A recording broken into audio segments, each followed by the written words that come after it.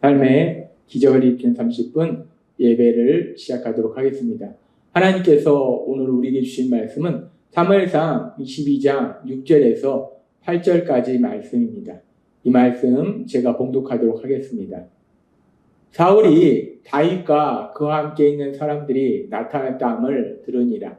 그때에 사울이 기브아 높은 곳에서 손에 단창을 들고 에셀나무 아래 앉았고 모든 신하들은 그의 곁에 섰더니 사울이 곁에 선 신하들에게 이르되 너희 베냐민 사람들아 들으라. 이세 아들이 너희에게 각기 밭과 포도원을 주며 너희를 천부장 백부장을 삼겠느냐. 너희가 다 공모하여 나를 대적하며 내 아들이 이세 아들과 맹약하였을 때 내게 고발하는 자가 하나도 없고 나를 위하여 슬퍼하거나 내 아들이 내 신하를 선동하여 오늘이라도 매복하였다가 나를 치료하는 것을 내게 알리는 자가 하나도 없도다 하니. 아멘. 오늘도 이 시간 우리 사랑하신 하나님, 우리에게 주신 말씀을 듣기 전에 잠시 기도하는 시간 갖도록 하겠습니다. 하나님 아버지 감사합니다. 오늘도 저희를 사랑하사 친히 저희에게 찾아오시고 저에게 말씀하여 주시니 감사합니다. 하나님 아버지, 우리가 살아가는 이 세상이 참으로 악하고 험합니다. 이 악하고 험한 세상, 우리 힘으로 살아갈 수 없습니다. 하나님 아버지, 오늘도 하나님께서 저에게 말씀하실 때 우리를 사랑하사 우리 삶 속에 능력을 역사하신 그 하나님을 바라보게 하시고 그 하나님을 믿게 하셔서 우리 힘으로 이 땅을 살아가는 것이 아니라 우리를 사랑하신 하나님, 그 하나님의 역사하심을 통해서 승리의 삶을 살아가는 저희 모두가 될 수 있도록 은혜 베풀어 주옵소서. 예수님의 이름으로 감사하며 기도드리옵나이다. 아멘. 어제 우리에게 말씀해 주신 것처럼 믿음의 사람 다윗은 삶의 고난 속에서 세상 사람들처럼 자신의 힘과 노력으로 그 고난에서 벗어나려고 몸부림치는 것이 아니라 서두르는 것이 아니라 하나님의 그 선하신 뜻, 기뻐하시는 뜻, 온전하신 뜻이 무엇인지를 분별했어요.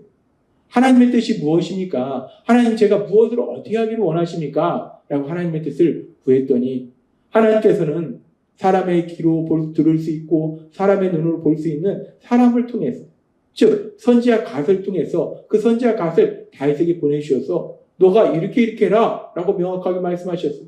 그래서 하나님이 하신 말씀 무엇이냐면 다윗에게 유다 땅으로 들어가라는 거예요. 다윗이 유다 땅에 있으면 그 땅의 왕인 사울이 다윗 군사를 데리고 다윗을 죽이려고 쫓아다녔어. 그래서 다윗이 유다 땅에 있을 수 없었는데, 그런데 하나님은 다윗에게 유다 땅으로 들어가라 라고 말씀하시더라고요. 순종하기 정말 어렵고 순종하기 싫은 말씀을 하시는데, 근데 다윗은 하나님을 믿는 사람이었기 때문에 그 하나님 말씀에 순종해서 유다 땅으로 다윗이 들어가요. 헤레스폴로 들어갑니다.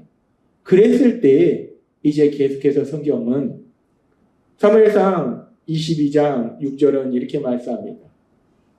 사울이 다윗과 그와 함께 있는 사람들이 나타났다함을 들으니라. 그때 사울이 기브아 높은 곳에서 손에 단창을 들고 에셀나무 아래 앉았고 모든 신하들은 그의 곁에 섰더니 라고 말씀합니다. 다윗이 하나님의 말씀에 순종해서 다시 유다 땅으로 들어가요.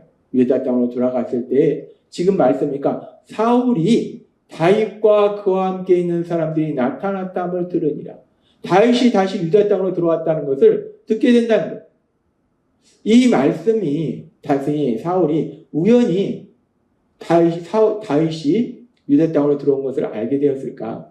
우리가 앞에 나오는 그 모든 말씀들과 연결해서 묵상할 때 우연히 듣게 된 것이 아니라 사울은 다윗이 유다 땅을 떠난 이후로도 계속해서 군사들을 보내서 다윗을 쫓아다녔을 거예요. 다윗을 찾았을 거예요. 근데 다윗이 이미 그 땅에 없었다는 걸 들었고, 그런 이후에도 계속해서 사울은 다윗이 어디 있는지를 추적했을 것이고, 그 과정 속에서 사울의 부하들이 다윗이 유다 땅으로 들어왔다는 것을 알게 되어서 사울에게 말해줬을 거예요. 그래서 사울이 이제 다윗이 다시 유다 땅으로 들어왔다는 것을 알게 됩니다. 그렇게 사울이 다윗이 다시 유다 땅으로 들어오게 된 것을 알게 될 때 그런 사울의 반응에 대해서 사무엘상 22장 7절과 8절은 이렇게 말씀합니다. 사울이 곁에 선 신하들에게 이르되 너희 베냐민 사람들아 들으라. 이새의 아들이 너희에게 각기 밭과 포도원을 주며 너희를 천부장패 부장을 삼겠느냐. 너희가 다 공모하여 나를 대적하며. 지금 사울은 자신의 부하들에게 얘기해요. 자신의 신하들에게 너희가 다 똘똘 뭉쳐서 나를 대적한다라고 얘기해요. 뿐만 아니라 내 아들이 이새의 아들과 맹약하였을 때 내게 고발하는 자가 하나도 없고 나를 위하여 슬퍼하거나 내 아들이 내 신하를 선동하여 오늘이라도 매복하였다가 나를 치료하는 것을 내게 알리는 자가 하나도 없다.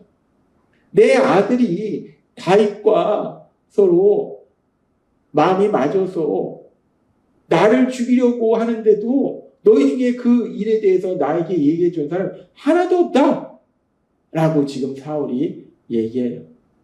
이 사울의 말이 진실인가? 아니라는 겁니다. 사울은 이스라엘 왕이었고 사울의 신하들 중에 사울을 죽이려고 하는 사람도 또 사울의 아들인 요나단이 자신의 아버지 사울을 왜 죽이려고 하겠어요? 근데 지금 사울은 악한 영에 사로잡혔기 때문에 그 악한 영이 사울에게 거짓말을 하니까 사울은 자신의 마음속에 악한 영이 주는 거짓말로 인해서 부정적인 상상을 계속하는 거예요. 신하들이 공모해서 나를 몰아내려고 하고 내 아들조차도 나를 죽이려 하고 그런 부정적인 상상을 하고 그 부정적인 상상이 현실이다, 사실이다 라고 지금 이 사울은 생각하는 거예요. 믿는 거예요. 그렇게 이 사울이 악한 영에 사로잡혀서 악한 영이 하는 거짓말에 속아서 부정적인 상상을 하고 그 부정적인 상상이 사실로 믿고 받아들이고 있을 때 그로 인해서 또 어떤 일들이 일어나는가. 다윗이 도피하는 과정 속에서 제사장에게 갔어요. 근데 제사장에게 자신이 도피한다는 얘기를 하지 않고 왕의 명령을 받아서 중요한 일을 수행하고 있다라고 얘기했어요. 그래서 제사장은 단순히 그렇구나. 다윗이 왕의 명령을 따라서 중요한 일을 수행하고 있구나. 해서 다윗을 도와줬는데 그런데 지금 사무엘상 22장 13절은 이렇게 말씀해요. 사울이 그에게 이르되 너가 어찌하여 이새의 아들과 공모하여 나를 대적하여 그에게 떡과 칼을 주고 그를 위하여 하나님께 물어서 그에게 오늘이라도 매복하였다가 나를 치게 하려 하였느냐 하니. 지금 사울은 억지소리를 하고 있는 거예요. 제사장은 다윗이 사울을 피해서 도망가고 있었다는 걸 전혀 몰랐어요. 다윗이 그렇게 얘기하지 않았어요. 다윗은 사울 왕이 나에게 아주 중요한 비밀스러운 명령을 해서 내가 그 명령을 수행하고 있는 중이다 라고 얘기해서 제사장은 그 말을 믿고 그래서 다윗에게 음식도 주고 칼도 줬어요. 근데 지금 사울은 뭐라고 하면 네가 왜 다윗과 공모하여 나를 대적했느냐라고 얘기해요.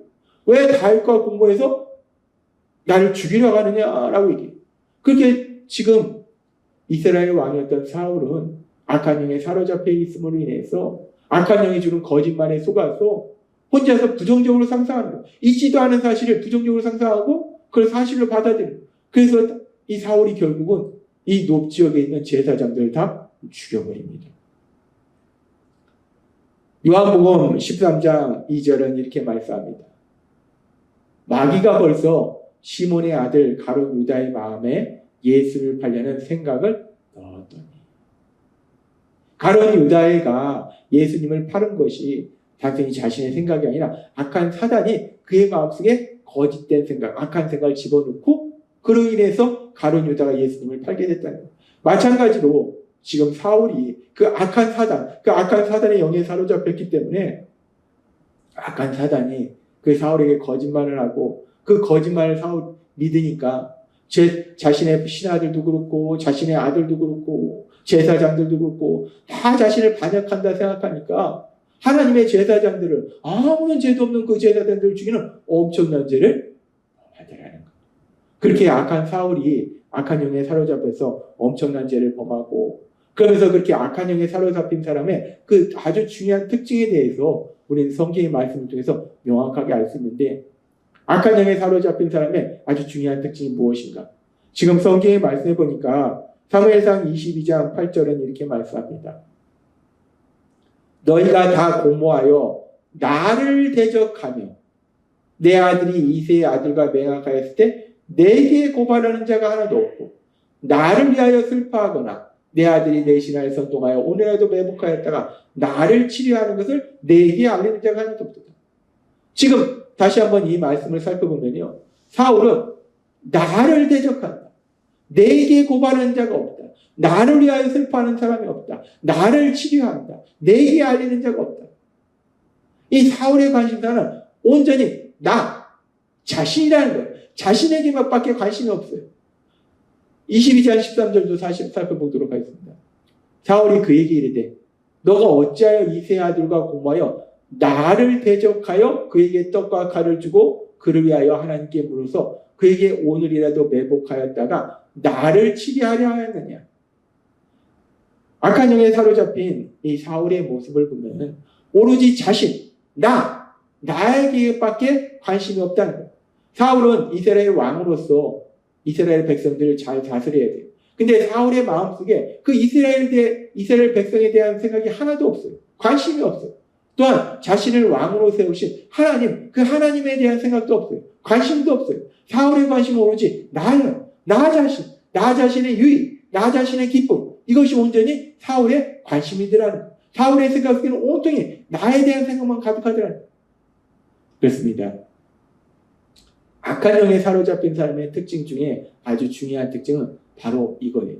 사울처럼 오로지 나에게만 관심이 있어요. 나의 유익에만 관심이 있고 나의 기쁨에만 관심이 있더라는 거예요.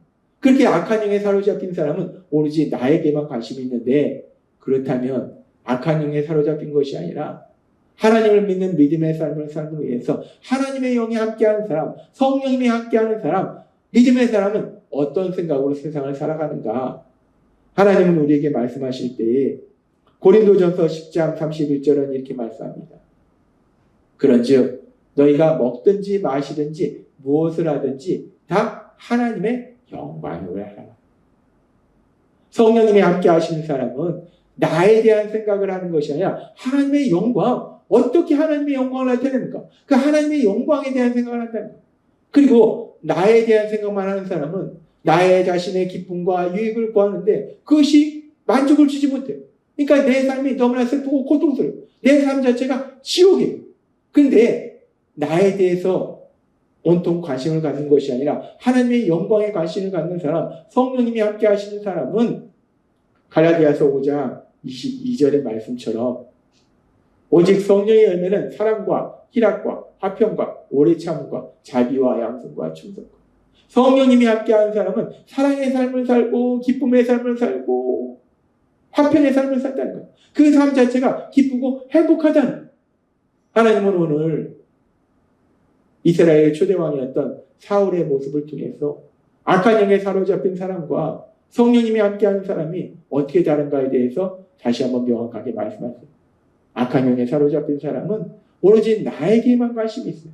나의 유익, 나의 기쁨에만 관심이 있고, 성령님이 함께하는 사람은 하나님의 영광, 그 하나님의 영광을 생각하며 살고, 악한 영에 사로잡힌 사람은 오로지 나에게만 관심인데 그것이 만족하지 못함으로 인해서 삶이 슬프고 고통스럽고 절망스럽다는 거예요.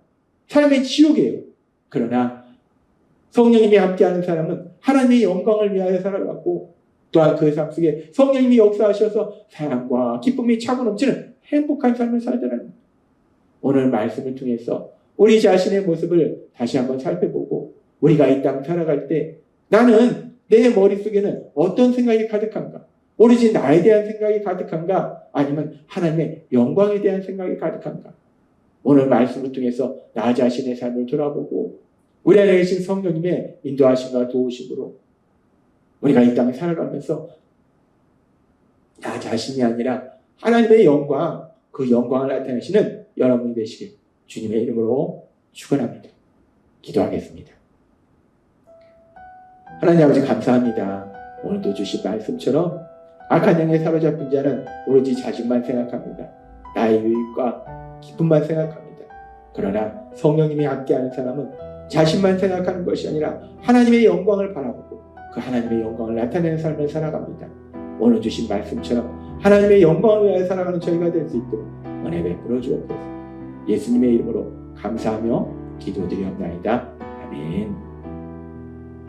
이 시간 우리 사랑하신 하나님, 그 하나님 주신 말씀을 묵상하면서 조용히 기도하는 시간 갖도록 하겠습니다.